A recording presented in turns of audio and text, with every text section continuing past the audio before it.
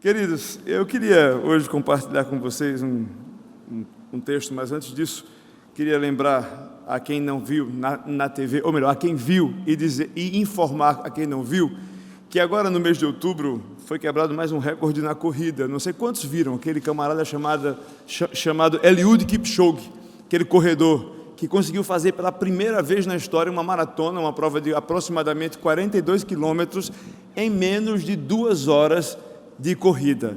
É muita coisa, é muita velocidade, é coisa muito rápida. Quem tenta brincar de correr como eu às vezes faço, sabe que isso é quase uma tarefa desumana a ser encarado. A questão que eu acho interessante é que a corrida, o ato de correr e esse esporte que é a corrida, é um esporte praticado já há alguns séculos pelos seres humanos, e no começo da história do Ocidente, ali como ele é hoje, era um dos principais esportes praticados e acompanhados pelas pessoas. Então, se você for ler a sua Bíblia inteira, você vai ver poucas referências a qualquer esporte que a gente conhece hoje. Mas um dos esportes que você vai ver com frequência é justamente o esporte da corrida. É a corrida que serve como referência para Paulo e para o autor de Hebreus, quando eles querem falar sobre a corrida cristã, sobre o que significa a gente desenvolver a nossa fé, o que significa ser chamado por Cristo um dia e desenvolver a salvação. É interessante porque quem corre, quem está envolvido numa corrida, sabe que se trata de uma experiência singular. Quem está fora pensa assim: como é que alguém se dedica, se organiza e separa um tempo do seu dia somente para sofrer? É verdade, quando a gente está correndo, a gente só quer terminar a corrida, a gente só pensa: por que é que eu comecei esse negócio? Aí tem uma hora que você começa a não pensar mais nada, a perna começa a ficar dormente, mas você sabe que naquele dia o seu treinador deu a você uma meta, um alvo, e você vai fazer o que for possível e impossível para chegar nesse alvo. Se você treina com taço, em algum momento você vai encontrar água ou carboidrato gel que vão dar para você aguentar ir além e chegar ali um pouco mais longe nessa sua corrida. O corpo dói, o corpo geme, você grita, você só quer terminar, mas quando você chega, não tem nada que pague a sensação. É dessas coisas que a gente não consegue explicar, né? É uma dor tão boa de sentir, é um cansaço tão agradável, que somente quem experimenta essa sensação sabe dizer do que se trata. Eu penso que o apóstolo Paulo tinha isso em mente quando ele chama a atenção dos nossos irmãos lá de trás de Filipos sobre o que significa a vida cristã, o que significa se esforçar pelo Evangelho, o que significa correr em direção a um alvo. Para que nós possamos pensar um pouco mais sobre isso, eu convido você a abrir sua Bíblia lá na carta de Paulo aos Filipenses, no capítulo 3, a partir do versículo 12. Paulo, capítulo 3, a partir do versículo 12, que diz assim: não que eu o tenha já recebido, ou tenha já obtido a perfeição, mas prossigo para conquistar aquilo para o que também fui conquistado por Cristo Jesus. Irmãos, quanto a mim, não julgo havê-lo alcançado, mas uma coisa faço, esquecendo-me das coisas que para trás ficam e avançando-me para as que estão diante de mim, prossigo para o alvo, para o prêmio da soberana vocação de Deus em Cristo Jesus. Todos, pois, que somos perfeitos, tenhamos este sentimento, e se porventura pensais de outro modo, também isto Deus vos esclarecerá. Todavia, andemos de acordo com o que já alcançamos. Vamos orar? Pai, eu te agradeço por estarmos juntos aqui mais uma vez com o propósito de louvar e bendizer o teu nome. Te peço que o Senhor nos ilumine para ouvir a tua voz, para entender aquilo que o Senhor tem a nos ensinar hoje, que o Senhor prepare o nosso coração para isso, que o Senhor possa tirar toda a nossa resistência à tua vontade e que possamos nos render diante da tua palavra. Em nome de Jesus nós oramos. Amém. Eu acredito que muitos de nós aqui já lemos em algum momento a carta de Paulo aos irmãos filipenses. É óbvio que a grande maioria de nós aqui deve saber que Filipenses é uma carta escrita para a igreja que estava na cidade de Filipos. Filipos era uma cidade com algumas peculiaridades, tá? Ela era uma cidade meio assim que tinha uma síndrome de patinho feio, ou era meio cafona, porque era uma cidade que não era a capital do Império Romano, mas que por alguns motivos políticos acabou se tornando uma espécie de extensão do Império Romano. Então, para lá iam as pessoas que se aposentavam no exército romano, iam viver lá e queriam viver como se estivessem em Roma. Então, era um clima meio cosmopolita forçado. Você não estava numa metrópole, mas as pessoas viviam como se estivessem numa metrópole.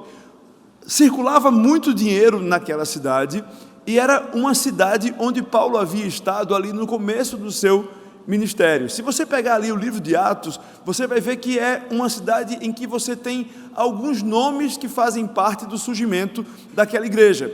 O apóstolo Paulo passa por lá e ele conhece algumas pessoas, como Lídia, a vendedora de púrpura, que começam aquele núcleo base daquela igreja que ele plantou na cidade de Filipos. É para essa cidade que Paulo escreve uma carta que se destaca dentre as outras cartas, porque a carta de Paulo aos Filipenses é uma carta cheia de sentimento. Não que a carta que ele escreve para os coríntios ou para os gálatas não estivesse ali também entranhada de sentimentos, mas a carta aos Filipenses é uma carta entre amigos.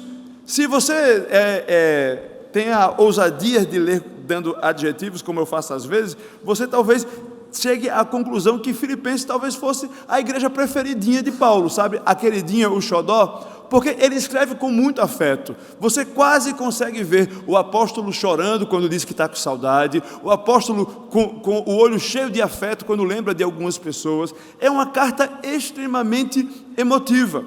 E por ser uma carta extremamente emotiva, a gente começa a perceber que é uma carta onde as coisas mais importantes que Paulo considerava na vida de uma igreja ou no desenvolvimento espiritual de alguém, dita para a gente que ele amava.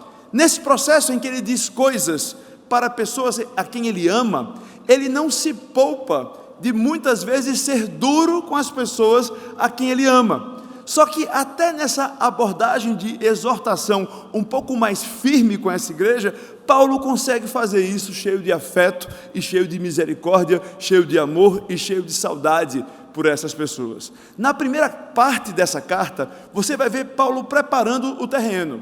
Então ele vai explicar algumas coisas para poder fazer algumas advertências e algumas exortações, de forma que os conceitos principais já estejam estabelecidos. Sabe quando a gente entra numa argumentação com alguém, mas a gente sabe que parte de paradigmas diferentes ou de pressupostos diferentes? Primeiro a gente tem que fazer um alinhamento geral para que os meus argumentos possam ter algum peso ou alguma reverberação no coração de quem está me ouvindo. Então Paulo passa essa primeira parte, os 2 primeiros capítulos, até uma parte do capítulo 3, preparando os filipenses para aquelas exortações mais práticas que ele viria dar em seguida. Não que ele já não vá permeando de exortações práticas nos primeiros capítulos, mas ele chega até o capítulo 2, onde ele coloca a figura de Jesus e o exemplo do autoesvaziamento de Jesus ou da sua humildade como sendo a referência, o padrão para quem quer viver nesse mundo de uma maneira que vale a pena. Entenda comigo, Paulo não está aqui falando sobre a busca da felicidade. Tá? Esqueça o filme de Will Smith, Em Busca da Felicidade, e se agarre numa outra referência cinematográfica. Lembra de Carruagens de Fogo? Esse é para quem é antigo, tá? É um filme que fala sobre corrida. Fica como dever de casa, eu falo dele um pouco mais lá na frente. Mas ele não está falando sobre uma felicidade fácil, ou do fim do sofrimento, ou do fim das lágrimas, ou que agora você não vai ter mais nada para reclamar, que a vida vai ser somente maravilha e flores na sua vida. Não é isso, mas Paulo está dando algumas instruções para as pessoas que são discípulos e discípulas de Jesus, sobre como se vive de maneira plena, de maneira alegre e de maneira em que nós tenhamos contentamento constante.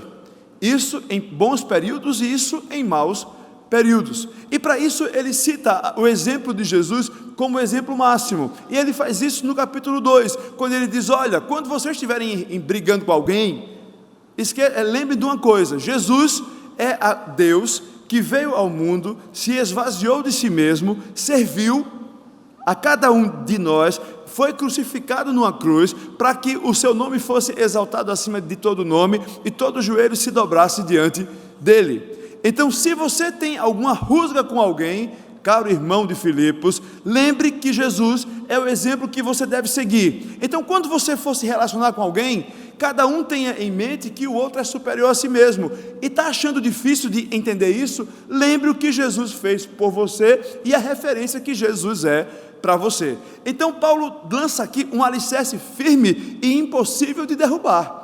É um argumento básico que qualquer pessoa que olha para ele acaba tendo que se desarmar de todo o seu egocentrismo, de todo o seu senso de achar que tem muitos direitos. E é dentro dessa linha de raciocínio que Paulo vai chegando ao capítulo 3, quando ele começa a falar um pouco sobre as coisas que ele abriu mão. Ele dá o exemplo de Jesus, ele dá o seu próprio exemplo, como sendo alguém que tinha um currículo invejável. Se você abrisse o LinkedIn de Paulo, você ia chorar de inveja. Porque Paulo era o fariseu dos fariseus, o judeu dos judeus, o bambambam dos bambambãs. Ele tinha 5 estrelas, Platinum, Diamond, seja lá como for chamado, de categoria de excelência de currículo. E ele diz, olha, teve um dia que eu entendi que tudo aquilo que eu tinha feito, tudo aquilo que eu tinha conquistado, não valia nada. Sabe o que? É lixo. Para mim aquilo é lixo, porque para mim o viver é Cristo e o morrer é lucro. Então Paulo faz uma quebra de paradigmas, onde ele muda a perspectiva das coisas para essa igreja. Olha, vocês entendam, Jesus é a referência, e cuidado com aquilo que vocês estão buscando, porque pode ser que vocês estejam dedicando a vida de vocês a lixo. Então veja que eu já entendi o que é lixo e o que é importante. Cristo é que é aqui o alvo da minha vida, é que é o cerne, o core de tudo aquilo que eu busco na minha vida. E é dentro dessa linha de raciocínio que ele chega no versículo 12, depois de falar logicamente mais algumas coisas, e no versículo 12 ele vai trazer uma verdade que talvez seja inconveniente, ou melhor, difícil de ouvir quando você as lê. Ele diz, não que eu tenha já recebido ou tenha já obtido a perfeição, mas prossigo para conquistar aquilo para o que também fui conquistado por Cristo Jesus. No versículo 13, ele reforça o que ele disse no versículo 12. Irmãos, quanto a mim, não julgo havê-lo alcançado, mas uma coisa faço, esquecendo-me das coisas que para trás ficam e avançando para as que estão diante de mim, prossigo para o alvo, para o prêmio da soberana vocação em Cristo Jesus. Queria que você prestasse atenção comigo em 2 afirmações que Paulo faz aqui. Não que eu o tenha já recebido ou obtido a perfeição. Irmãos, quanto a mim, não julgo havê-lo alcançado. Paulo sabia que essa corrida estava apenas começando. Eu gosto de entender que quando Paulo fala sobre correr, quando qualquer autor bíblico usa a figura da corrida, da caminhada e do alvo, eles têm em mente aquela maneira de pensar que Salomão tinha. Sabe, nenhum ser humano vive alheio ao monstro do tempo, ao monstro Cronos. O tempo está o tempo inteiro nos perseguindo. Nós temos sempre aquela sensação de que temos sempre um pouco menos para viver e um pouco mais de urgência para fazer as coisas acontecerem. Correr leva sempre em conta o fator tempo. Você quer correr mais rápido porque você quer vencer o tempo.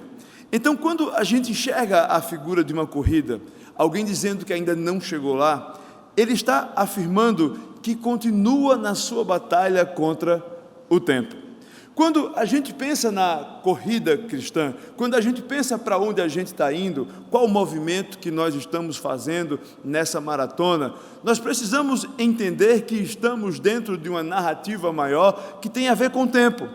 E quando a gente pensa em tempo, não tem como não lembrar do que Salomão ensina sobre isso lá no Eclesiastes. Quem lembra no capítulo 3, quando ele fala, há tempo para tudo debaixo do sol.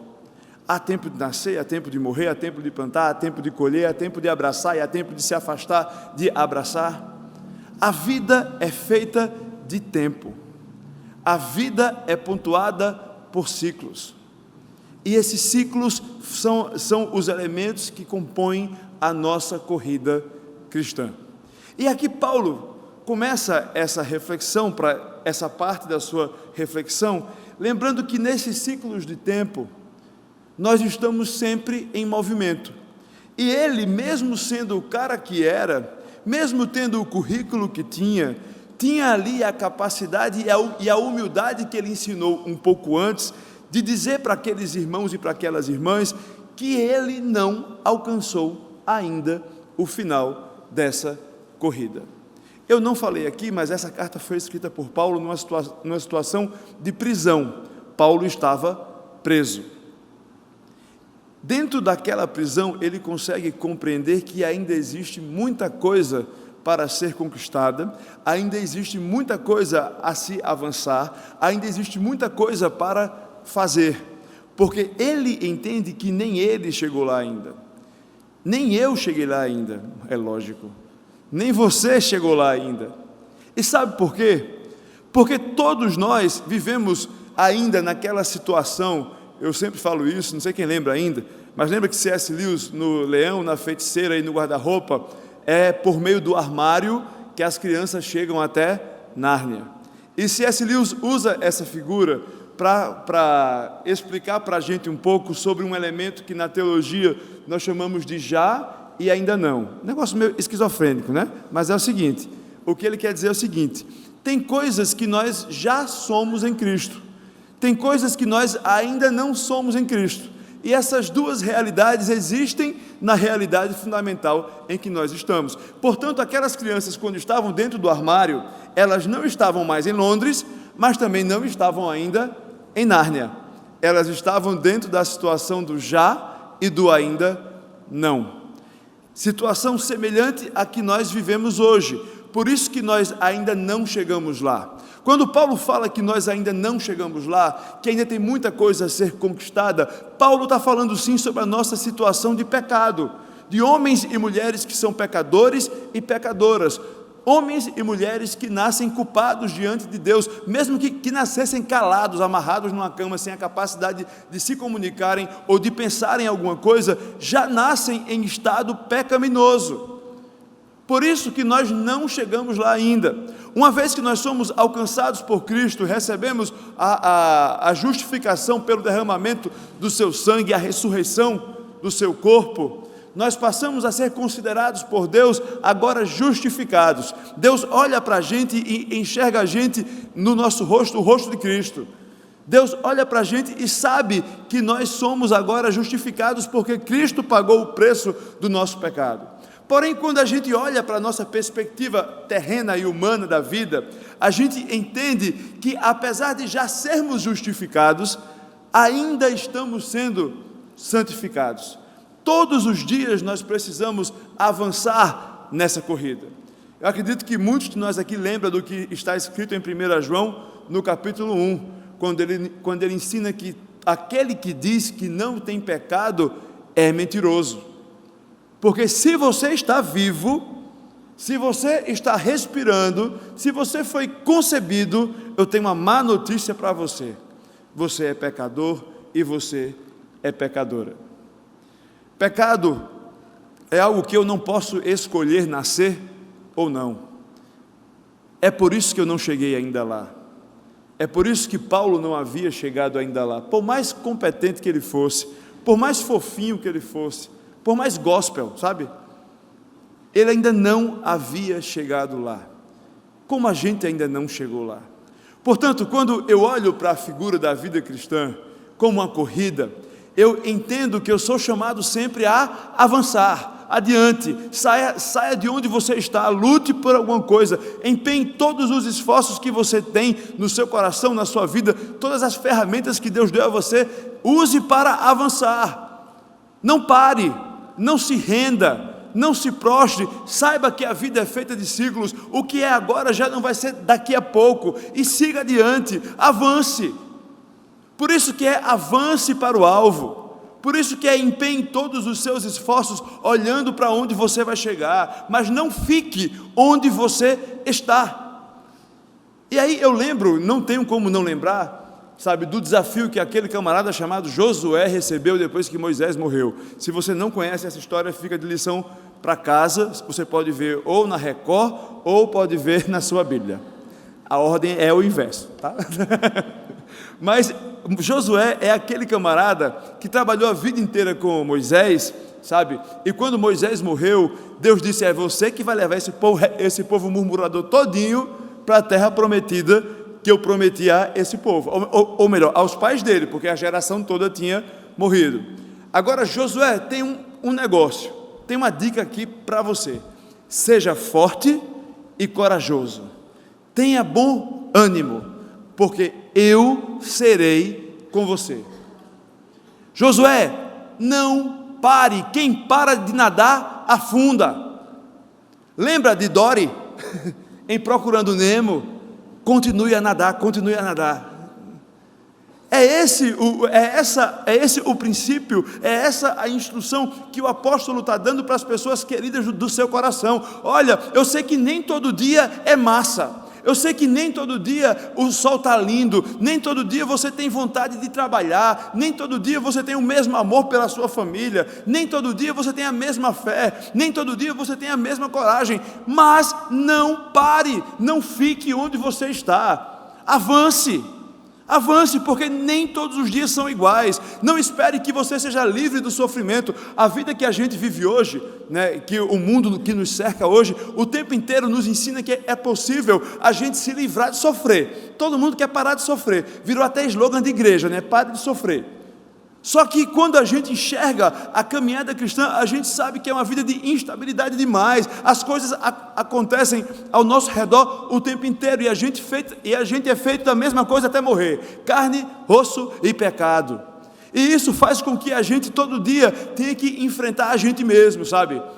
E faz com que a gente todo dia tenha que ouvir essa vozinha aqui, lembrando: avance, siga, você não chegou lá ainda.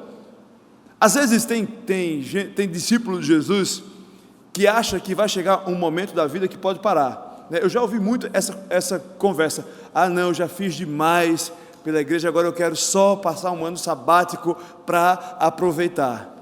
Seu argumento é inválido, meu irmão e minha irmã, porque nós somos chamados para gastar a nossa vida nesse propósito, gastar a nossa vida nessa corrida. A vida cristã não é como um carro que sobe uma ladeira e aí aproveita a banguela do outro lado para não precisar mais gastar combustível. A vida cristã é a necessidade constante de você andar sempre com o pé no máximo do acelerador para chegar no final dessa corrida.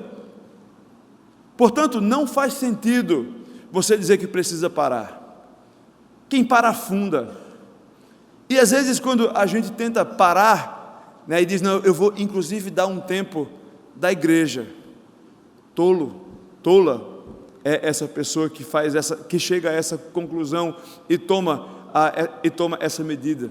Sabe por quê? Porque lá em Hebreus a gente aprende que quando a gente deixa de congregar, a gente se apaga.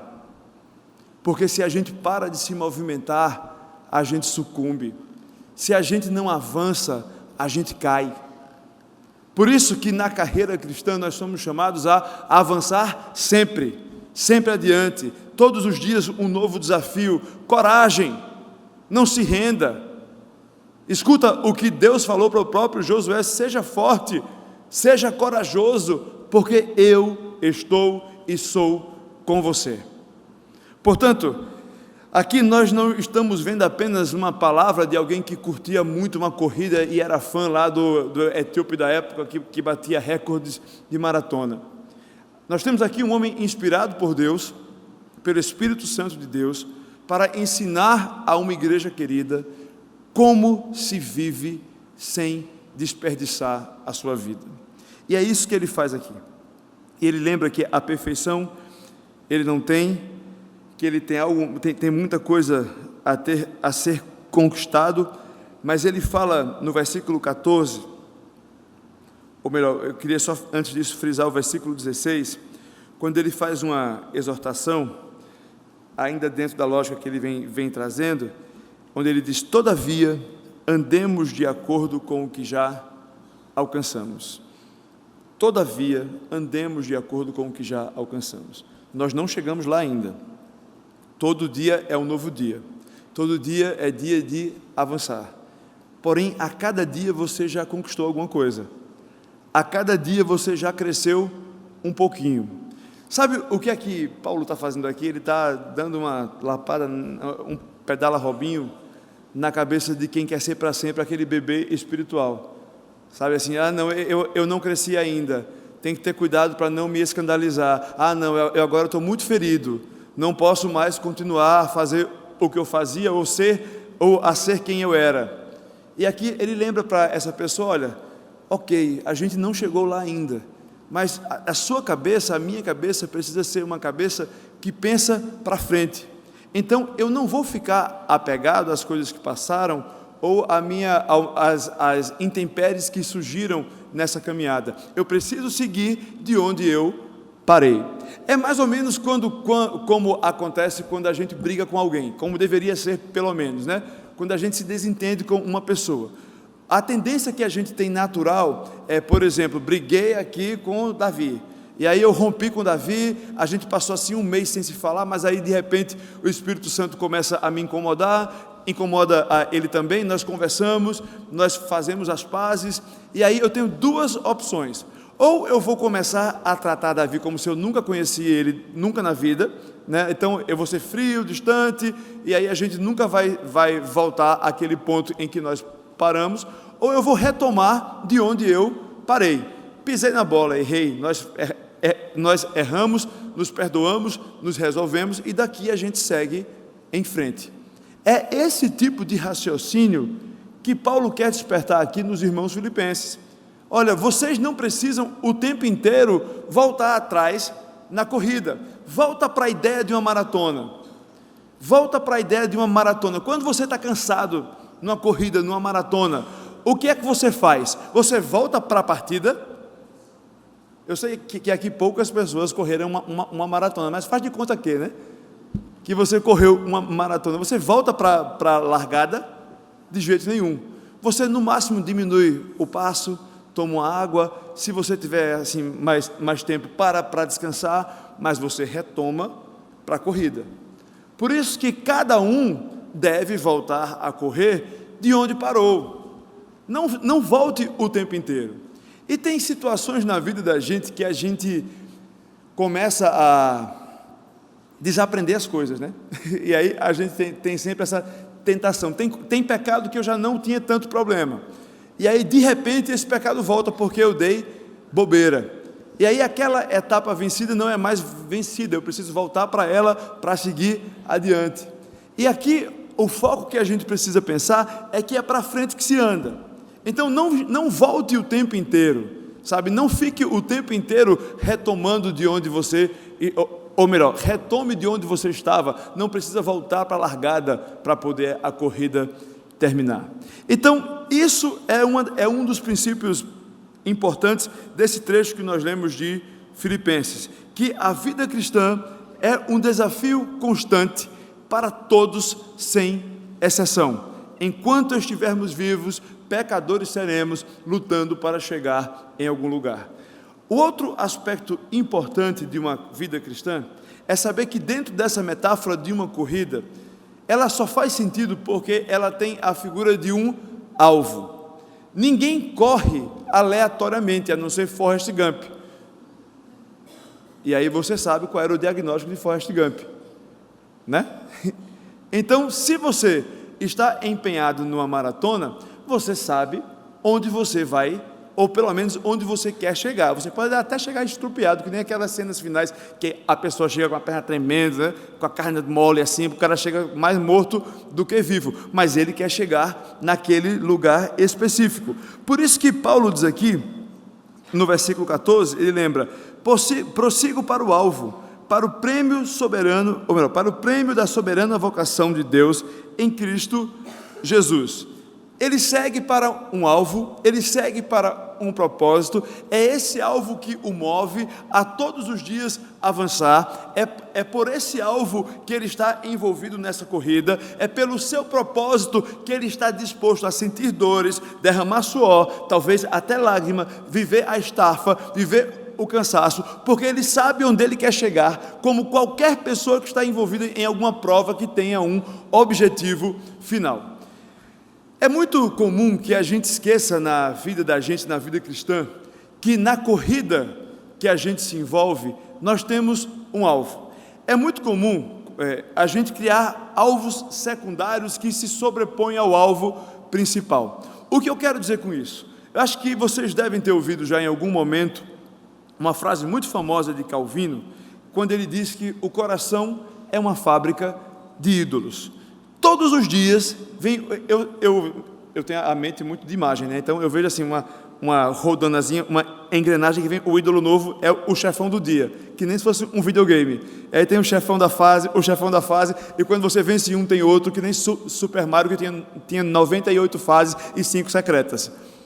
Então o coração do homem é mais ou menos isso. Todo dia você acha que venceu uma coisa e ele cria um novo ídolo para você. E a gente tem a tendência de estereotipar as coisas.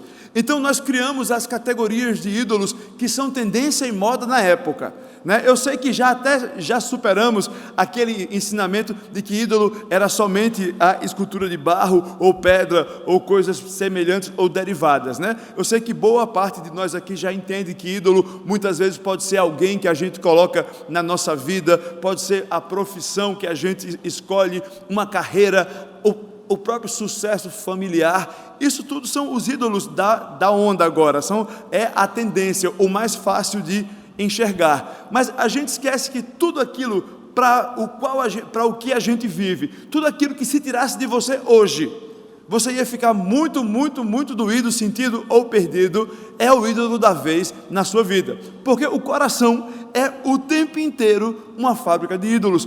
Nós estamos todos os dias envolvidos nessa luta, nessa batalha. Sabe por quê? Porque nós só vamos vencê-la quando a própria forja desses ídolos, a nossa própria carne for destruída e regenerada.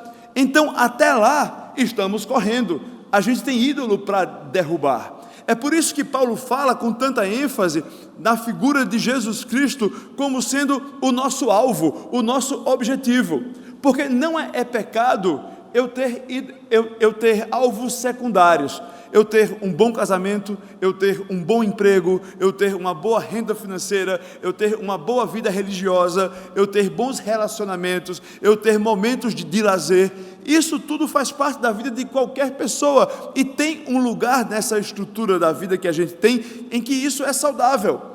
A coisa degringola quando os alvos secundários suplantam o alvo principal, que é Jesus. Então, de repente, o meu casamento virou a coisa mais importante da minha vida, ou os meus filhos são a coisa mais importante da minha vida. E aí eu preciso sempre olhar para o alvo, porque o alvo é que vai corrigir os meus erros de percurso. Eu tomo decisões práticas erradas porque eu esqueço desse meu alvo. Exemplo prático, assim, bem objetivo. A palavra de Deus nos ensina que um dia por semana eu preciso descansar, certo? Concordam? A palavra de Deus é clara, que existe o dia do descanso e o próprio comportamento de Deus é referência. E aí, de repente, eu estou tão focado na minha carreira profissional que eu não tenho mais dia de descanso. E aí eu tenho logo uma crise de esgotamento emocional ou físico, uma estafa, e eu preciso parar de trabalhar. É somente assim que eu consigo olhar de novo, opa, peraí, o que é que Jesus ensinou sobre isso? Como é que Jesus lidava com isso? E aí eu posso corrigir de novo meus erros de percurso e continuar seguindo para o alvo. Mas se eu for ficar somente no alvo secundário, eu vou destruir a minha vida com uma série sucessiva de sucessivos esgotamentos emocionais. Porque eu coloquei um alvo secundário como sendo o alvo principal. E aqui, quando a gente fala de Jesus como sendo o alvo principal da vida da gente, não é uma coisa somente transcendental, etérea, sabe, vir para a igreja, ou somente memorização de versículos. Quando Paulo fala o tempo inteiro na carta aos Filipenses sobre ter Jesus como alvo e em seguir em direção a Cristo, ele está falando sobre parecer com Jesus, sobre buscar todos os dias se ver livre do pecado que habita em nós, como ele fala na carta que ele escreve para os Efésios, que todo dia ele se despe do velho homem e ele se veste da nova criatura, do novo homem. Então é todos os dias parar para entender o que na minha vida é pecado, o que é que precisa ser deixado para trás. Por isso que ele fala no versículo 14 ainda, que deixando as coisas, esquecendo-me das coisas que para trás ficam, avança para as que estão diante de mim. Quais são as coisas que precisam ser deixadas para trás? Só mesmo a título de exemplo, veja comigo o que é que Paulo escreve para os Efésios. Lá no capítulo 4, Efésios capítulo 4, a partir do versículo 17.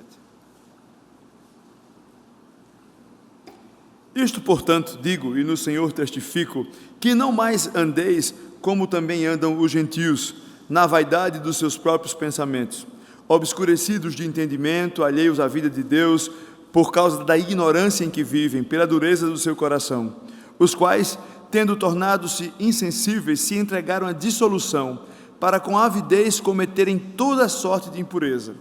Mas não foi assim que aprendestes a Cristo, se é que de fato o tendes ouvido e nele fostes instruídos, segundo a verdade de Deus, no sentido de que quanto ao trato passado, vos despojeis do velho homem, que se corrompe segundo as concupiscências do engano, e vos renoveis no espírito do vosso entendimento, e vos revistais do novo homem, criado segundo Deus, em justiça e retidão, procedentes da verdade.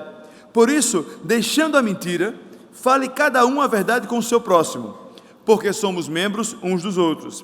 Irai-vos e não pequeis, não se ponha o sol sobre a vossa ira, nem deis lugar ao diabo.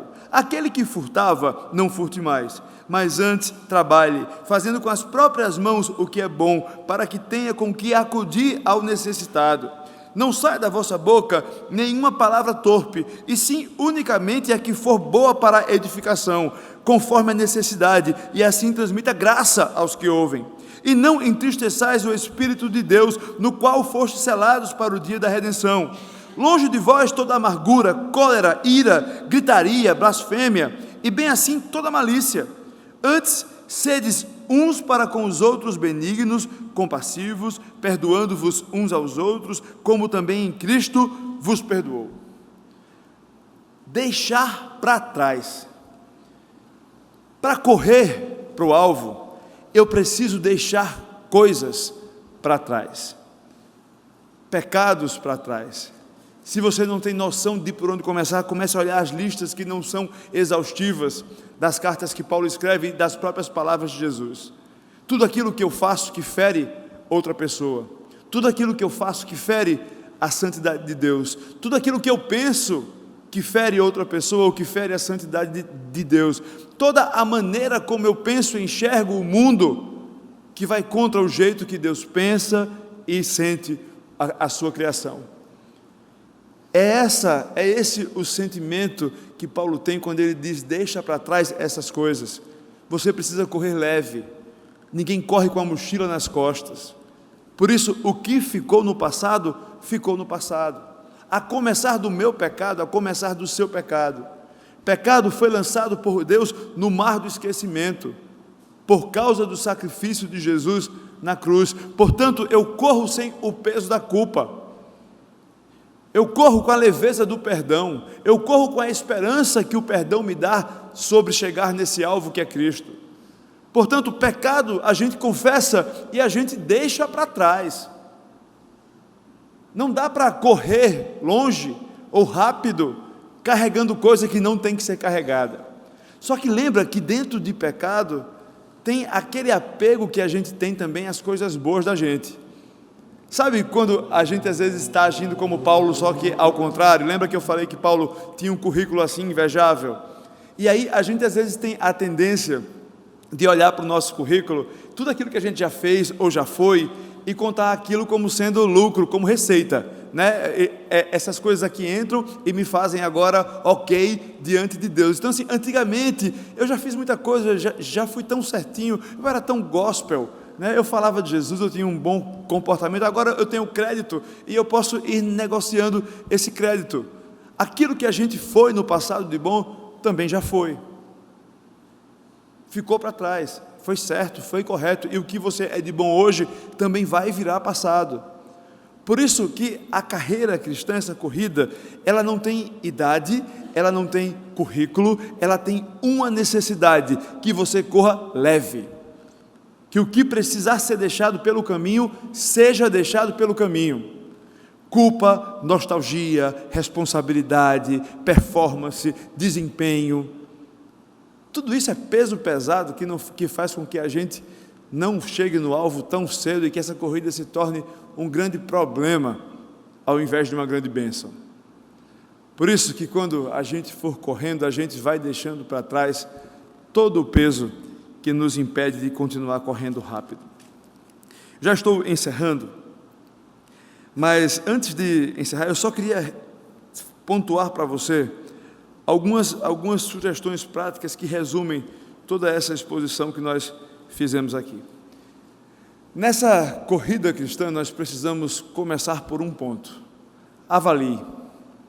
O apóstolo Paulo, na mesma carta, no capítulo 2, ele fala que se avaliou e não considerou como lucro aquilo que ele era. Nós somos um povo de um tempo que se avalia muito pouco com os critérios, sobre os critérios de Deus. A gente faz avaliação sim, mas aquela avaliação tipo coach, sabe? Quais são os seus potenciais, os seus principais potenciais para agora? Quando, na verdade, a palavra de Deus nos lembra dos nossos potenciais, mas também lembra daquilo que nos impede de continuar avançando. Portanto, avalie-se. Gaste um tempo pedindo a Deus que traga à sua mente aquilo que tem impedido você de avançar. E para avançar, uma vez entendendo aquilo que precisa ser deixado para trás, deixe para trás. Deixe para trás. Se empenhe nesse processo.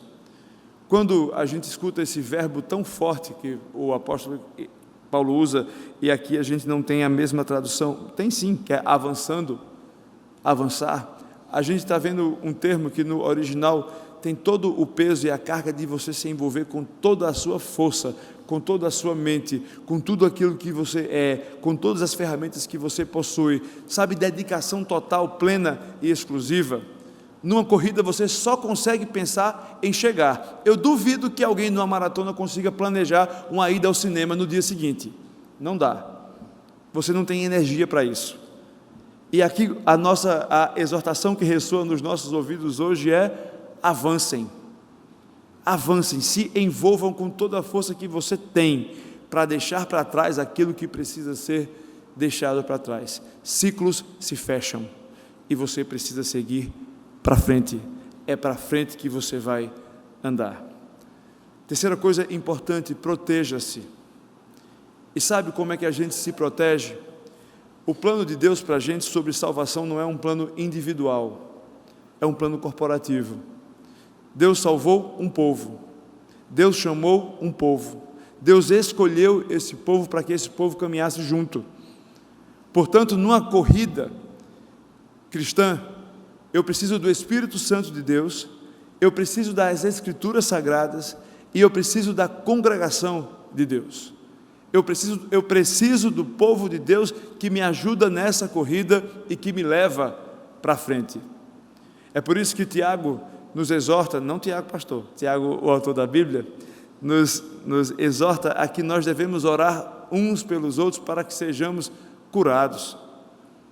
Tem coisa que a gente só consegue deixar para trás com a ajuda de outra pessoa. Portanto, se equipe de pessoas que vão ser parceiros na sua caminhada, gente que lhe leva para perto de Deus, sabe? E nesse processo, talvez você precise deixar para trás gente que lhe leva para longe de Deus. Talvez você precise tomar medidas drásticas, porque você precisa estar completamente envolvido nesse processo de chegada no alvo. Por isso, proteja-se, procure ajuda, Procure as ferramentas que Deus deu a você para que você chegue nesse alvo. E por fim, reconheça o alvo. Nada disso que eu falei aqui, a partir do que Paulo falou lá, tem reverberância no seu ouvido ou no seu coração se você não conhece esse alvo. Logicamente, eu estou falando de Jesus Cristo. A única coisa o único ser que dá sentido a essa corrida. O único lugar onde eu gostaria de chegar. O único lugar que dá sentido à história humana. Nós vivemos o espírito de uma época em que nós estamos claramente perdidos de sentido. E todos os dias nós vemos pessoas criando, na própria falta de sentido, o sentido para a sua existência. Sabe aquela história que tem se falado muito sobre metanarrativa, né? Que a metanarrativa é uma história que se conta acima das nossas histórias individuais. O povo cristão é o único povo que vive uma metanarrativa que é cheia de esperança. Essa metanarrativa nos fala sobre uma criação que sofre as dores do pecado, mas que caminha para a sua redenção e é movido pela esperança do reencontro com seu Redentor.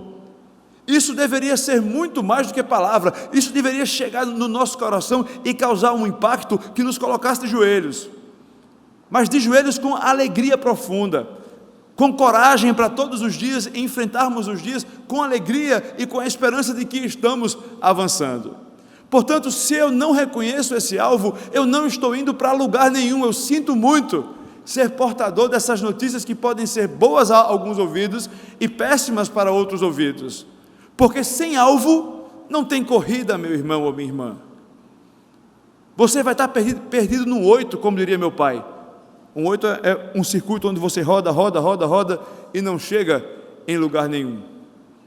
Por isso, reconheça o seu alvo, redefina o seu alvo, avalie para onde você está indo, reorganize a sua vida nesse sentido. Queria encerrar lendo o que o autor aos Hebreus escreve lá no capítulo 12, nos versículos 1, 2 e 3. Portanto, também nós, visto que temos a rodear-nos tão grandes nuvens de testemunhas, desembaraçando-nos de todo o peso e do pecado que tenazmente nos assedia, corramos com perseverança a carreira que nos está proposta, olhando firmemente para o autor e consumador da fé, Jesus, o qual, em troca da alegria que lhe estava proposta, suportou a cruz, não fazendo caso da ignomínia, e está assentado à destra do trono de Deus. Considerai, pois, atentamente aquele que suportou tamanha oposição dos pecadores contra si mesmo, para que não vos fatigueis desmaiando em vossa alma. Está faltando coragem? Olha para esse texto.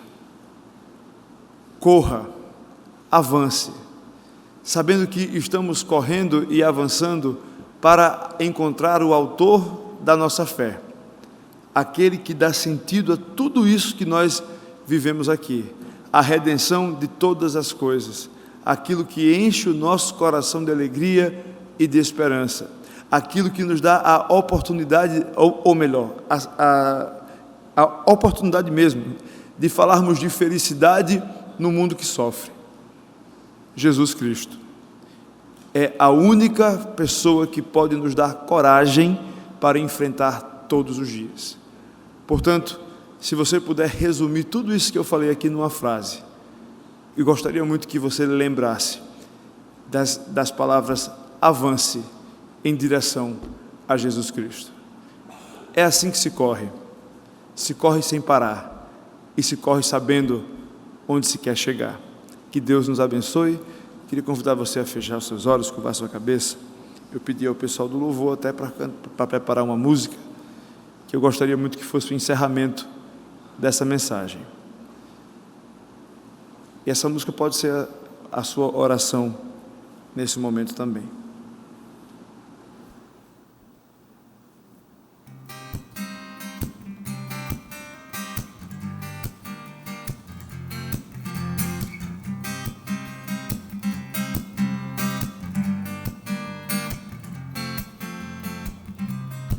De Desaprendi a ouvir o som da tua boca eterna, que segurar no que eu fiz, me revirei no passado. Não sei cantar, vem me ensinar agora. Não sei calar, deixa eu te ouvir agora. Desaprendi a encarar a solitude da alma, no abandono, no pavor, a insustentável fraqueza. Não sei ficar sozinho agora. Eu tenho você, mas o meu medo estraga.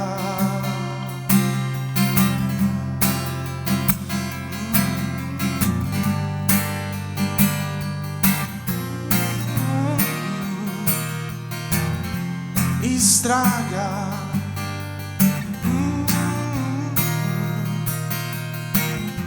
O medo estraga. O medo e mais nada.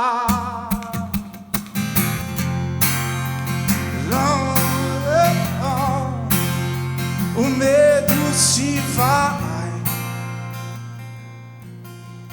quando eu ouço a voz do alto a me dizer: ser valente, ser valente. Eu posso ouvir o som, ouço a voz do alto. Ser valente, ser valente. Desaprendi a ouvir som da tua boca eterno, que segurar no que eu fiz, me revirei no passado. Não sei cantar, vem me ensinar agora. Não sei calar, deixa eu te ouvir agora. Desaprendi a encarar a solitude da alma, no abandono, no pavor, a insustentável fraqueza. Não sei ficar sozinho agora. Eu tenho você, mas o meu medo estraga.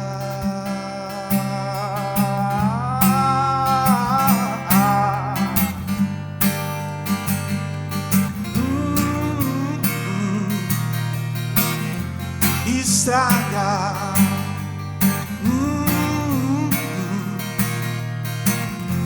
O medo estraga. O medo e mais nada.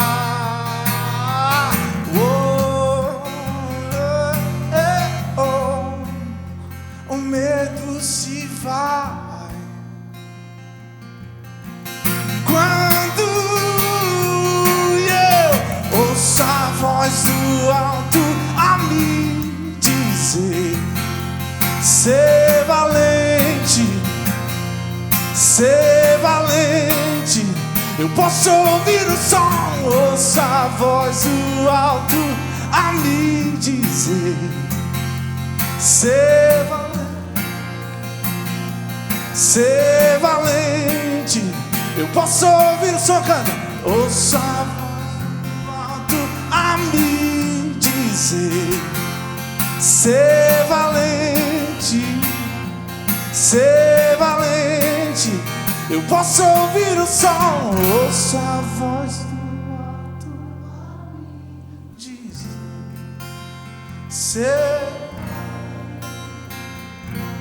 ser valente.